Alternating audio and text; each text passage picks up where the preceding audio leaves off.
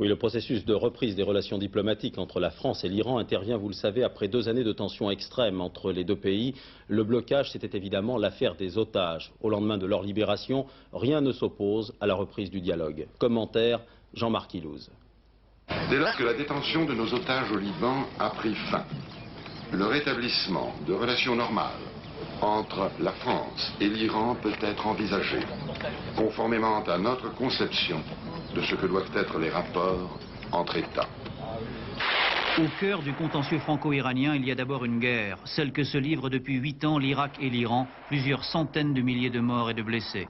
Or la France, après l'URSS, est le deuxième fournisseur d'armes de l'Irak, facturé en milliards de francs, Mirage, missiles, hélicoptères et surtout des systèmes de guidage électronique terriblement efficaces.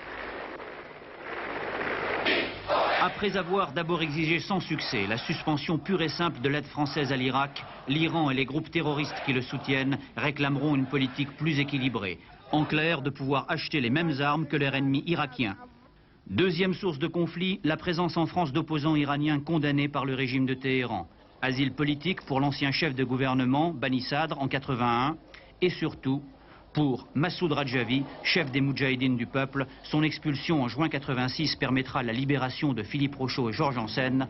L'expulsion de ses partisans en décembre 87 sera un nouveau signe de la poursuite des interminables tractations entre Paris et Téhéran. Troisième source de conflit, les actes terroristes montés à Téhéran. 5 terroristes emprisonnés en France après un attentat sanglant en juillet 80 ne seront jamais libérés. Mais, en novembre 87, Waïd Gorgi, numéro 2 de l'ambassade d'Iran, suspect de complicité dans les attentats qui firent 11 morts et 150 blessés en plein Paris en septembre 86, sera soudain lavé de tout soupçon.